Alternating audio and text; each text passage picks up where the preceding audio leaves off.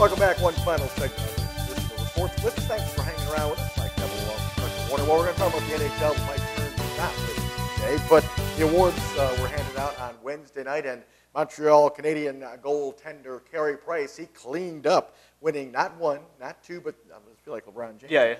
3 awards, including the Hart Trophy as the most valuable player and the Vezina Trophy as the league's top goaltender. So he had some gaudy numbers as well. 44 wins he posted, and he also had a 1.96 goals against average. So I don't have a problem with him winning. I actually thought Ovechkin might have a real clear shot at the Hart Trophy as well, though. Well, I think it's because it's rare that a goaltender actually wins the Hart Trophy that people tend to think of it as, maybe he doesn't deserve it. But if there's a goaltender in the last 5 years that has, it's Carey Price this season. His save percentage was terrific also, and that's one he didn't mention, so I don't have the actual number. But he led the NHL by a pretty wide margin in save percentage. Just a really incredible season. He really did carry that team because they struggled to score a lot at various points this season, and it came back to bite them in the playoffs. I think that if there's a most valuable player this year, every single player in the NHL had holes that you could poke in their resumes. I think that Price just had the fewest holes that you could poke in his resume. Right, exactly. And it's almost like a pitcher in Major League Baseball getting the MVP plus the Cy Young. But the difference is, of course, the goaltender plays every game, as opposed to a pitcher maybe every 5 starts.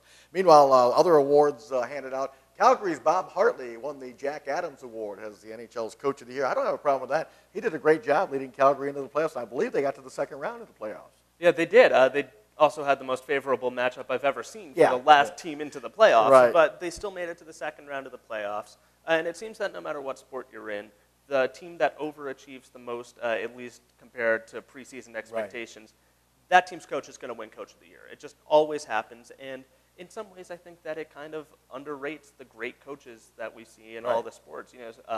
Scotty Bowman to stay in the NHL, I think he only won it once or twice. Phil Jackson only won the Coach of the Year twice. Greg Popovich only twice. And so the truly great coaches do kind of get ignored by this award. I think that Calgary did have some very good coaching this year, and that's part of the reason why they were able to jump up a little bit. But, Joel Quenneville, where's his award? John Cooper led his team to the finals. They overachieved, too. They didn't have any expectations in Tampa. Made it all the way to the Stanley Cup finals. Where's his award, too? So not to take away from Calgary, but there were other coaches I think deserved it a little bit more. And the Norris Trophy as the league's top defenseman went once again to Ottawa's Erik Karlsson. And if you've ever seen this kid play, boy, he is a terrific player for the Senators. But he wins the Norris Trophy once again.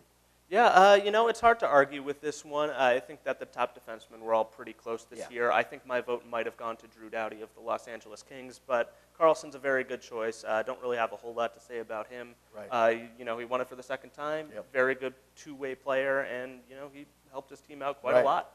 Well, the Women's World Cup soccer championships continue. We're into the quarterfinals now. It's the knockout round, so if you lose, you're done.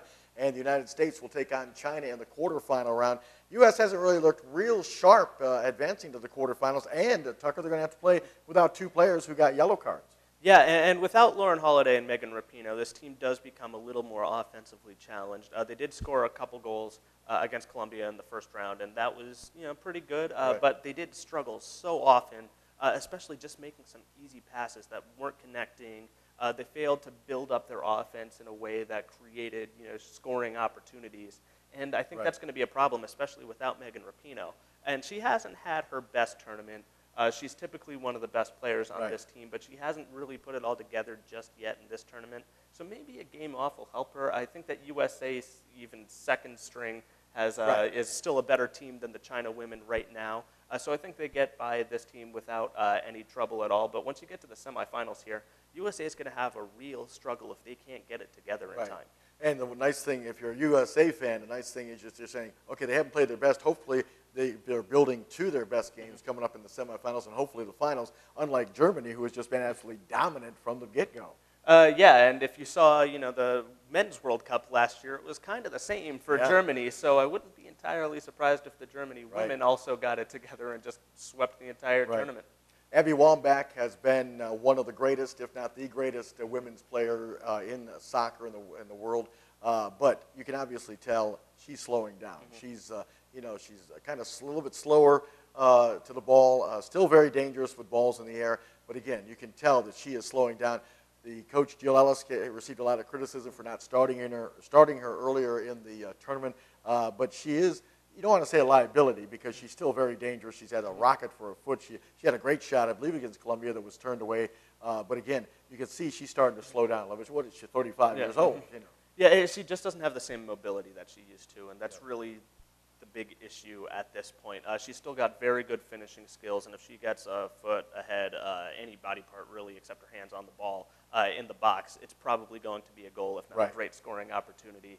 So, you know, she's still got value to this team, but I think that she has to do so in such a limited role in order to contribute for the full game that she's better off coming off of the bench. I agree. Yeah, and I don't think that Jill Ellis has done a great job as head coach this tournament, but the one thing I'll defend her on is not starting Wambach right away because that was a smart decision. It was the right decision for this team.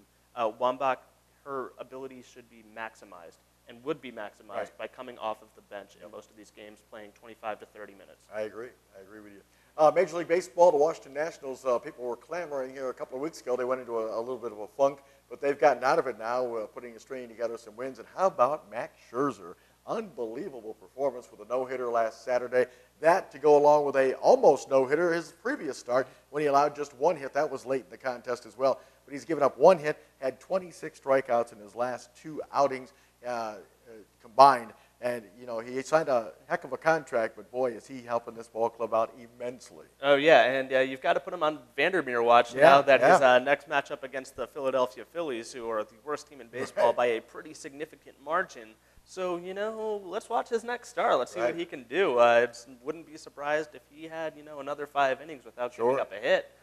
So, you know, he's just been great all year. He's probably the front runner for the NL Cy Young right now. He's playing absolutely tremendously.